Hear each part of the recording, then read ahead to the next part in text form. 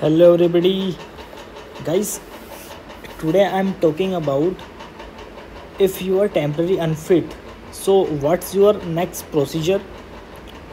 आपको कैसे NOC apply करनी है, कैसे आपका रिन्यूअल अप्लाई होगा, किस टाइप से आपको असेसमेंट मिलेगा DGCA मेडिकल सेल से। सो ये सारी चीज़ें हैं, पॉइंट्स हम इस वीडियो में डिस्कस करने वाले हैं। तो now guys let's go ahead, हम बढ़ते आगे की ओर। तो गाइस अगर आप टेम्परेरी अनफिट हुए हो क्लास 1 मेडिकल में, बिकॉज क्लास 2 मेडिकल तो हमारा क्लियर ही हो ही जाता है, ऑलमोस्ट क्लियर हो ही जाता है। If you are temporary unfit in class 1 medical, so if अगर आप हो अनफिट हो तो आपको सबसे पहले गाइस CA35 रिक्वायर्ड होगा, जो आपको उस डे सेम डे आपको मिल जाएगा जहाँ से भी आपने इनिशियल आपका करवाया है या रिन्यूअल करवाया है। तो इसके बाद आपका CA35 मिल गया टेम्परेरी अनफिट का, TU इससे कहते हैं शॉर्ट फॉर्म में। तो मैं जैसे ये हो गया, देन उसके बाद आपको जो CA35 मिला ना फ्रेंड्स, हमारा कौन सा अनफिटनेस का, तो इस CA35 के बेस पे हमारा इशू होगा असेसमेंट, क्योंकि without assessment you can't do anything. First requirement is assessment. इसके बेस पे ही आपकी जो नेक्स्ट प्रोसीजर है वो स्टार्ट होगी। तो आपको असेसमेंट रिक्वायर्ड होगा अनफिटनेस का, बेसिकली टेम्प्रेरी अनफिट का। तो आपको DGCA मेडिकल सेल जाना पड़ेगा।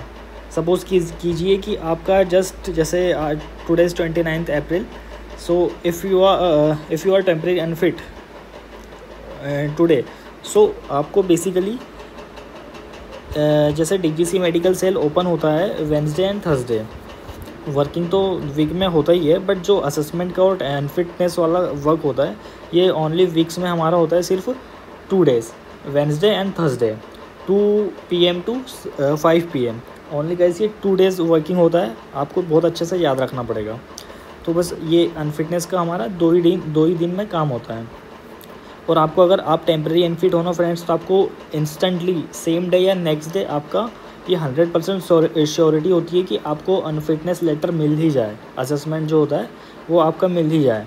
बिकॉज ये होता है कि टेम्प्रेरी अनफिट वाले को ना प्रायोरिटी होती है। अगर मेरे पास होगा, शायद iPad में होगा, तो मैं आपको बताता हूँ किस टाइप से अनफिटनेस का लेटर होता है। इसके बेस पे ही हमारा जो आगे का प्रोसीजर होगा ना फ्रेंड्स, ये हमें मिलता है।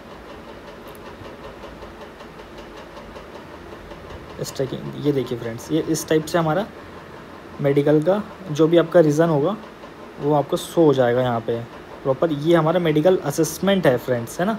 CA35 आपने देखा ही होगा, तो इस टाइप का आपका असेसमेंट होता है। तो हमें ये रिक्वायर्ड होगा सिंपली बस। तो इसके लिए हमें मेडिकल सेल जाना पड़ेगा, जो कि सिर्फ 1 एंड ओनली है, दिल्ली में। आपको विज़िट करना पड़ेगा, उसके बाद ही आपको मिल पाएगा।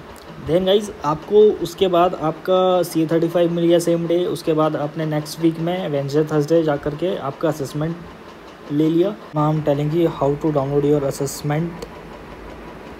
सो जस्ट अगर आपका देखिए, अगर आपका असेसमेंट आ गया है ना, तो यहाँ पे कंप्लीट शो हो जाएगा, ठीक है। ये जो कंप्लीट दिख रहा है ना आपको, ये कंप्लीट आपका शो हो जाएगा। जैसे ये देखिए 3rd कॉलम, ठीक है, एक issuance of class 1 medical complete हो गया। तो हम एक्शन बटन पे इस पर क्लिक करेंगे। After click it take some seconds, then open. So now अभी हम सबसे नीचे जाएंगे। ओके, ये आ गया हमारा डाउनलोड मेडिकल सर्टिफिकेट। गाइज ये हमारा CA35 है, और ये जो अनफिटनेस है ये हमारा असेसमेंट है। ओके गाइज, जैसे डाउनलोड मेडिकल सर्टिफिकेट पे क्लिक करता हूँ मैं, सेव एंड नाउ ओपन करता हूँ। तो this is my class 1 initial CA35, ऊपर देख सकते हो आप यहाँ पे, right guys. So now and guys this is assessment. Okay, तो डाउनलोड पे हम क्लिक करेंगे।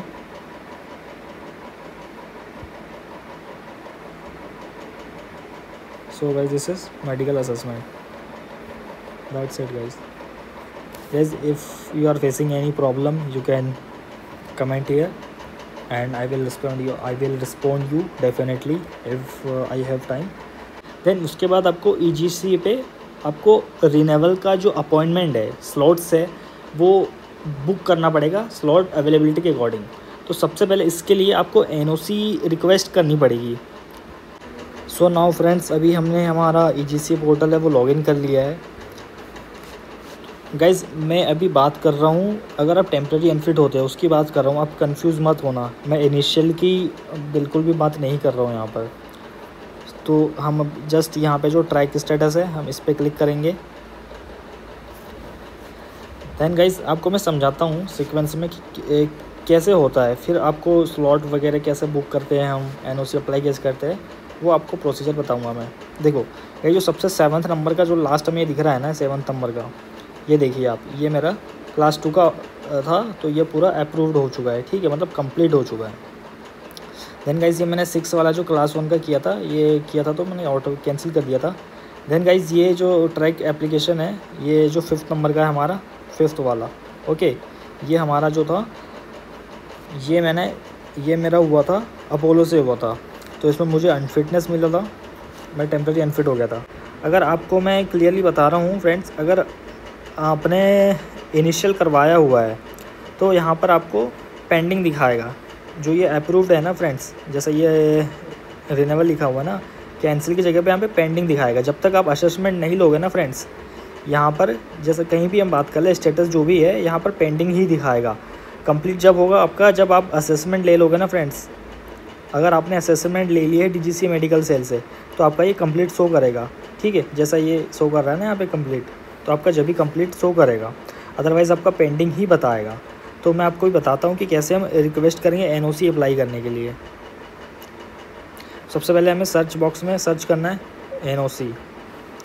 यहाँ पे जैसे ही ऑप्शन आता है, हमें जो फर्स्ट कॉलम है, रो है, हम इसे सेलेक्ट करेंगे request for medical NOC, and ये हम प्रोसीड करेंगे, जो कि 3 to 4 मिनट का है।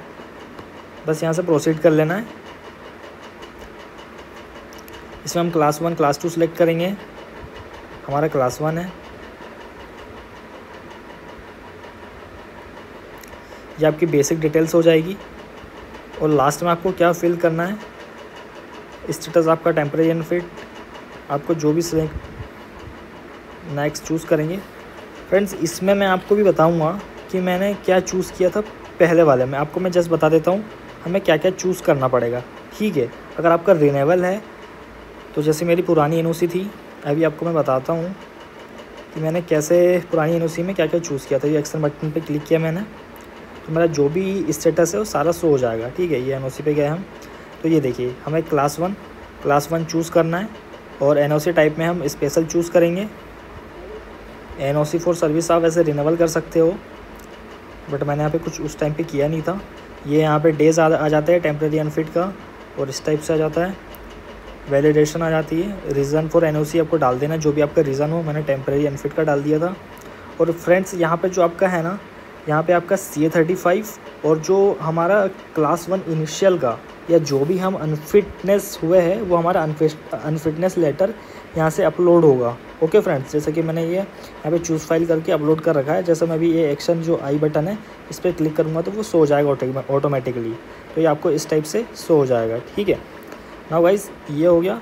फिर आपको फिर हमारा आता है नेक्स्ट है। तो अगर आपका DGCA अगर कोई मेडिकल एग्ज़ामिनर है, मतलब प्राइवेट क्लिनिक फर्स्ट वाला है, या जो भी आप, या फिर सिविल हॉस्पिटल है, तो हमें उसमें करना है। बट अगर आप टेम्प्रेरी अनफिट हुए हो तो रिक्वायरमेंट ही रहती है कि आप एयरफोर्स हॉस्पिटल में ही चूज़ करोगे, क्योंकि जैसे अनफिटनेस लेटर होता है उसमें लिखा ही होता है कि आपको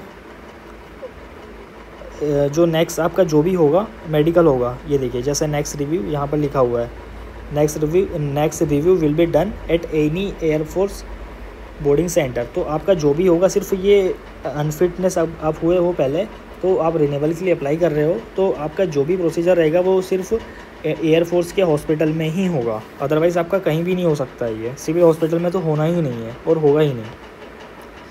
तो आपको ये सब सेलेक्ट कर लेना है। यहाँ पे कुछ ऑप्शन आता है, तो मैंने मेडिकल और सर्जिकल ऑप्शन सेलेक्ट किया था। डेट ऑफ एग्ज़ामिनेशन 24, आपको यहाँ से डेट जो स्लॉट है आपका सेलेक्ट कर लेना है। गाइस अगर आप इस पे अप्लाई कर रहे हो ना रिन्यूअल के लिए, तो आपको 20 इनिशियल रिन्यूअल के लिए ये समथिंग आफ्टर 28 डेज़ का स्लॉट अवेलेबल होगा। एंड जो आप अगर इनिशियल के लिए कर रहे हो मतलब, तो वो you know this is something after 16 days will be available your slots for initial. And renewal के लिए तो 28 days you will get your slot. So ये चीज़ डाल दी हमने। डे ऑफ पेमेंट का प्रोसीजर होता है एंड कुछ डिक्लेरेशन होता है, ये डेट हो जाती है जिस दिन आपने पेमेंट किया होता है। तो एनओसी जैसे मेरे उस टाइम पे अप्रूव्ड हो गई थी। कहीं जब तक आपकी एनओसी अप्रूव नहीं होगी ना, जैसे कि मैं बताता हूँ आपको, ये जो मेरी एनओसी थी फर्स्ट वाली, यहाँ पे अभी अप्रूव लिखा है, तो यहाँ पे क्या होगा, स्टेटस की जगह यहाँ पे पेंडिंग लिखा आएगा। ओके, आपका जस्ट यहाँ पे पेंडिंग लिखा आएगा। अगर अप्रूव्ड हो गई है तो ऑटोमेटिकली आपका इस एनओसी के बेस्ड पे, जैसे ये मार्क है ना 89, ये लास्ट की डिजिट्स देखिए 8001, तो ये 89 मतलब 8001, इसके जस्ट आपको ऑटोमेटिकली आपका रिन्यूअल का ये मेडिकल सर्टिफिकेट का यहाँ पर ऑप्शन ऑटोमेटिकली ही जनरेट हो जाएगा। अगर जिस दिन आपकी उस दिन अप्रूव्ड होती है एनओसी, तो आपने स्लॉट सेलेक्ट कर लिया, सारी चीज़ें कर ली, फिर हमें गाइस रिन्यूअल वाले ऑप्शन पे क्लिक करना है, जो एक्शन बटन है उस पर क्लिक करना है। देन गाइस ये जो बेसिक डिटेल्स होती है आपको फिल करनी है। एंड आपको मैं यहाँ से बता देता हूँ कि हमें क्या फिल करना है। ये एम्प्लॉयमेंट डिटेल्स अगर आप हो तो ठीक है, और ये मतलब करेंटली में कोई भी आप मिलिट्री पैरामिलिट्री में फोर्स, तो हम तो है ही नहीं। तो ये लाइसेंस आपको सेलेक्ट कर लेना है, commercial pilot licence, aeroplane, helicopter. Type of operation हमारा मल्टी क्रू है, तो हम मल्टी क्रू सेलेक्ट करेंगे। फ्लाइंग तो कुछ है नहीं हमें, फ्लाइंग एक्सपीरियंस ये हम चूज़ करेंगे। पहले कहाँ पे हुआ था, प्रीवियस मेडिकल की एग्जामिनेशन डिटेल्स हो जाएगी, ठीक है, हमें ये फिल करनी होती है। तो ये हमारा एयरफोर्स में हुआ था और टेम्परेरी अनफिट थे हम, क्लास 1 में थे, डेट्स आ गई, सारी हो गई। तो फिर यहाँ पर भी आपको मेडिकल असेसमेंट की स्कैंड कॉपी या फिर जो PDF है वो आपको अपलोड करनी होगी। और आपकी जो प्रोफाइल होती है ना फ़ोटो फ्रेंड्स, जो PDF फॉर्म में होती है, जैसे मैं आपको बता देता हूँ, ये इस टाइप से आपको PDF भी अपलोड करनी पड़ेगी। देन गाइस नेक्स्ट पे क्लिक करेंगे हम। तो ये मेडिकल डिक्लेरेशन जो होता है, मेडिकल डिक्लेरेशन में आप सारी चीज़ें स्टडी करके देख सकते हो। देन आर यू ये जैसा चूज़ किया है मैंने, आप सिंपली कर सकते हो। अगर आप नॉर्मल हो तो आपका जो लास्ट मेडिकल एग्जामिनेशन था कहाँ पर था, डेट कौन सी थी, ये सारी चीज़ें आपकी मेडिकल असेसमेंट में अवेलेबल होती है। ये अगर आप डिक्लेयर फिट हो तो यस, और नो हो तो नो, क्योंकि हमें अनफिटनेस की बात कर रहे हैं तो हम यही करेंगे। और आपका जो भी कारण हो सकता है अनफिटनेस का, यहाँ पे पूरा प्रॉपर रीज़न लिखना है हमें। देन वही नेक्स्ट पे हम एप्लीकेंट डिक्लेरेशन पे हम क्लिक कर देंगे। देन ये बेसिक डिटेल्स हो गई, मेडिकल डिक्लेरेशन हो गया और अपलोड इन्वेस्टिगेशन हो गई। कैसे हम जो भी रिपोर्ट्स हम करवाएंगे ना, हमें जैसे कि फॉर एग्ज़ाम्पल आप किसी भी प्रॉब्लम से अनफिटनेस क्रिएट हुई हो, वो जो प्रॉब्लम है उसका प्रॉपर डॉक्टर से हमें उस हॉस्पिटल से NABH और NABL लैब्स और हॉस्पिटल एक्रेडिट होना चाहिए। देन उस अगर आपने वो टेस्ट करवा लिए पर्टिकुलर, देन आफ्टर उसके बाद आपको उस स्पेशलिस्ट डॉक्टर का एक ओपिनियन भी नीड होगा, ठीक है, तो आपको वो भी रिक्वायर्ड होगा। ये जैसा मेरा हीमोग्लोबिन में TCL बेसिक CBSE था। एंड बस अगर आपको यहाँ पे कोई भी अगर रिपोर्ट्स अपलोड करनी है, तो जैसा मेरा ये MPFC का एक फ्लाइंग का सर्टिफिकेट था, तो ये मैंने अपलोड किया था। देन बस आपको जस्ट ये सबमिट कर देना है। ये आप उस सेम डे भी कर सकते हो फ्रेंड्स। जैसे आप वहाँ पे जा रहे हो ना, तो वो आपको वहाँ पर ही बता देंगे आपको पहुँचने के बाद कि आप वो कर सकते हो। देन भाई बस इतना ही सिंपल सा रहता है। आपको स्लॉट सेलेक्ट करने होते हैं।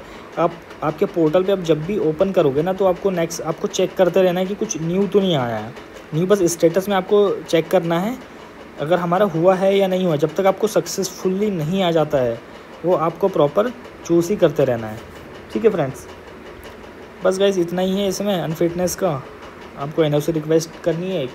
एनओसी के बाद आपका जस्ट रिन्यूअल का ऑटोमेटिकली आ जाएगा। आपको समथिंग 2 to 3,000 पेमेंट करना होता है। बस इतना ही कुछ है, बाकी कुछ है नहीं। बस इतना ही बेसिक से नॉर्मल सी रिपोर्ट्स होती है, ये आपको अपलोड करनी होती है। एंड गाइज ये आप केयरफुली रीड कीजिएगा। Please upload the investigation reports with scanned QR for e-verification purpose.